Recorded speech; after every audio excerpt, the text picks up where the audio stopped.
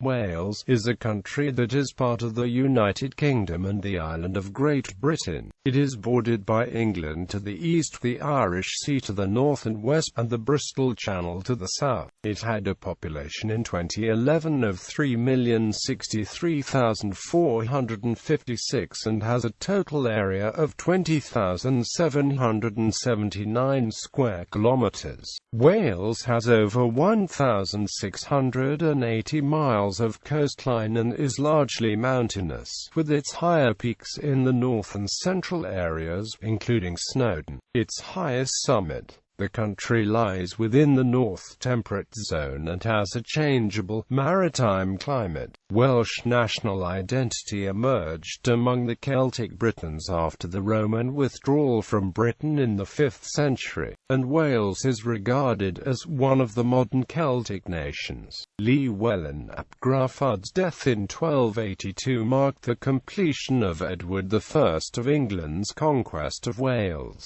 though Owain Glyndwr briefly restored independence to Wales in the early 15th century. The whole of Wales was annexed by England and incorporated within the English legal system under the laws in Wales Acts chapters 1535 to 1542.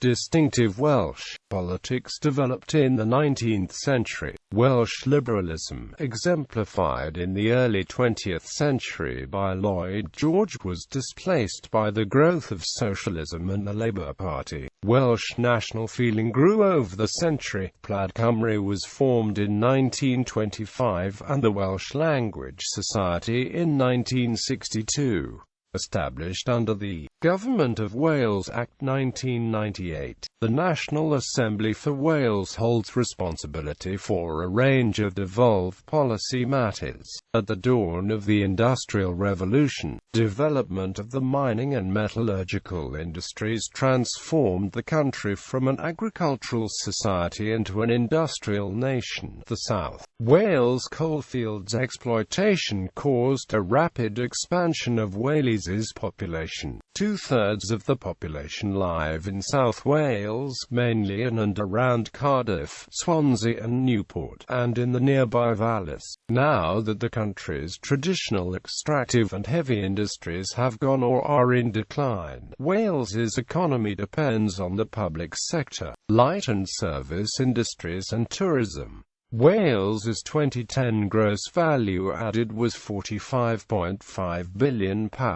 Although Wales closely shares its political and social history with the rest of Great Britain, and the vast majority of the population speaks English, the country has retained a distinct cultural identity and is officially bilingual. Over 560,000 Welsh language speakers live in Wales, and the language is spoken by a majority of the population in parts of the north and west. For the late 19th century onwards, Wales acquired its popular image as the land of song, in part due to the Eisteddfod tradition. At many international sporting events, such as the FIFA World Cup, Rugby World Cup and the Commonwealth Games, Wales has its own national teams. Though at the Olympic Games, Welsh athletes compete as part of a Great Britain team. Rugby union is seen as a symbol of Welsh identity and an expression of national consciousness.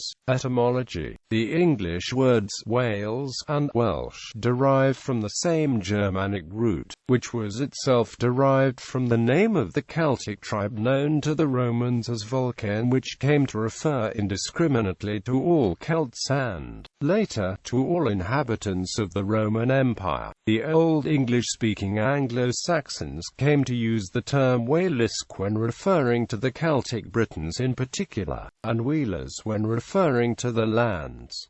The modern names for some continental European lands and peoples have a similar etymology. Historically in Britain, the words were not restricted to modern Wales or to the Welsh but were used to refer to anything that the Anglo-Saxons associated with the Britons, including other non-Germanic territories in Britain and Germanic territories particularly associated with Celtic Britons, as well as items associated with non-Germanic Germanic Europeans, such as the walnut. The modern Welsh name for themselves is Cymru, and Cymru is the Welsh name for Wales. These words are descended from the Brythonic word Cymrogi, meaning fellow countrymen. The use of the word Cymru as a self-designation derives from the post-Roman era relationship of the Welsh with the Brythonic-speaking peoples of northern England and southern Scotland, the peoples of Hen. It emphasized a perception that the Welsh and the men of the North were one people, different from other peoples. In particular, the term was not applied to the Cornish or the Breton peoples, who are of similar heritage, culture, and language to both the Welsh and the men of the North. The word came into use as a self-description probably before the 7th century. It is attested in a praise poem to Cadwallon ap Cadfan c. 633. In Welsh literature, the word Cymru was used throughout the Middle Ages to describe the Welsh, though the older, more generic term Brythoniaid continued to be used to describe any of the Britannic peoples and was the more common literary term until c. 1100. Thereafter Cymru prevailed as a reference to the Welsh.